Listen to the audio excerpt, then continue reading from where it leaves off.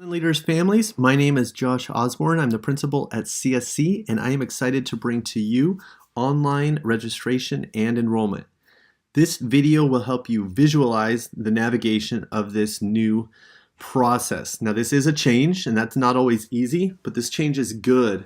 Instead of that manila envelope every fall with all those waste of papers and information that you have to fill out every single year, which is almost exactly the same every time, you now will just look in spring, get this online form to fill out, and most of your information will just be housed in there. So really, you are just affirming that everything's the same. So it's very easy. Now, how does this all start? Well, you're going to get an email. The information on Illuminate has your email attached to your child or children, and you'll receive an email. Now, when you look at that email, it looks almost like spam. It says no reply at illuminateed.com. So the first thing I want to let you know is don't throw that email away when you get it, okay? And when we parent square and say this new form is out, check your spam if you're not seeing it in your inbox. I've tested this out with several parents. Some, regardless of if it's Gmail or Hotmail or Yahoo, some do have this email go right to their spam. So you'll check it out. Now you can see I have two examples in here. One is for the parents who've been on the parent portal. It's really simple. You'll get this message and it says click to review. You click this button and it takes you right to the form. Now what if you've never logged on to the parent portal? Your email will look like this. It'll tell you you are not registered in Illuminate Home Connection. Use this information below. It'll give you first name and last name. That's important because those names do have to match the access key. So don't change for one spouse's name or accidentally put your child's name. It's parent information name and access key. And when you hit click to register, it'll take you to the site and you will create an account. Now you can see I've already been in here, so I just have to log in.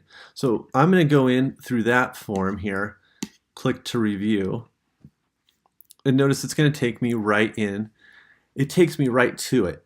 If it doesn't take you right to it, just look on the left here, go to Forms. You should have a notification telling you have one, or eventually I have 3 kids, so I'll have 3 here. And back to school verification form, and it's easy. It says fill it out. It's a link. So you click fill it out and you choose the language that you prefer it to be in.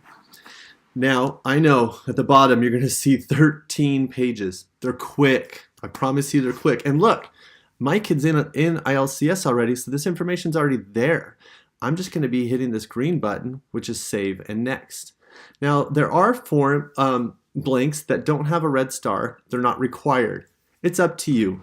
Fill in those areas or not. And then I'm going to hit the blue button. You can't skip across. So you'll hit the blue, save and next, or the green button, sorry, save and next. I'm not going to hit it right now because it's going to go to my second page, which is information like phone numbers, addresses, things like that. It gets into allergies, different programs your kids are in, medical information, things like that. But it's really, really simple. One of the pages asks, the second or third page asks about contact information. Make sure you fill out the household information and the emergency information. That's in addition to household. So in the event of emergency, there are other friends that don't live in the house that you would like permission to, for example, take your child in the event of emergency that you can't get here. It does ask for emails of those families. You could just put in your email. The important thing is we have emergency contacts and the phone numbers to reach them at. So I'm going to go ahead and skip on towards the end of these tabs. Now I have passed through a lot of pages that had information that I couldn't be publishing. So I've moved on to 10 and it's the media permission. It's a yes or no. Now I do want to highlight that if you select no, be aware that you will not be featured in newspapers, yearbook.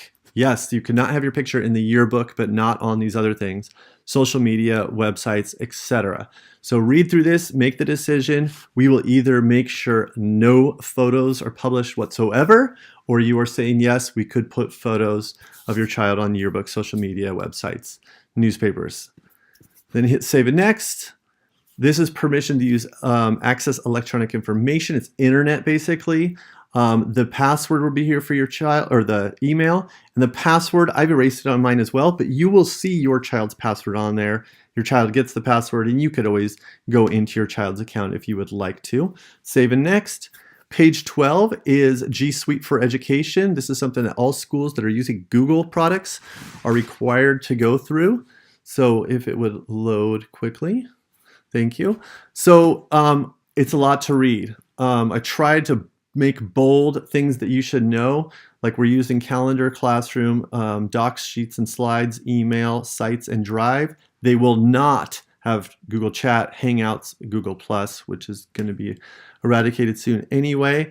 It gives you a lot of information, a lot of links for you to read further, but you must know that essentially if you choose no on this, then the students will not be able to complete assignments. So ILCS utilizes Google Sign-ins for many programs in the classroom. Without G Suite for Education access, students will be unable to log into district programs.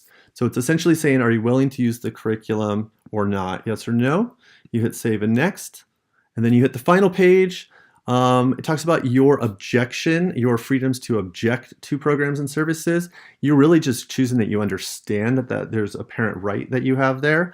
And then there's the district handbook. You're acknowledging that you're aware of the handbook and some things that are in it.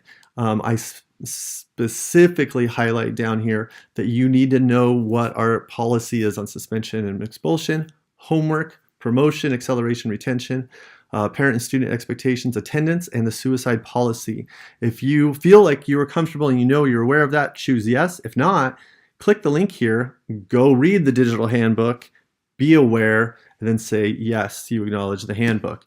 And then there you just say, I am finished, submit now, and you will not get the manila folder in the fall, and you will not have to fill this information out by hand every single year over and over again. All right.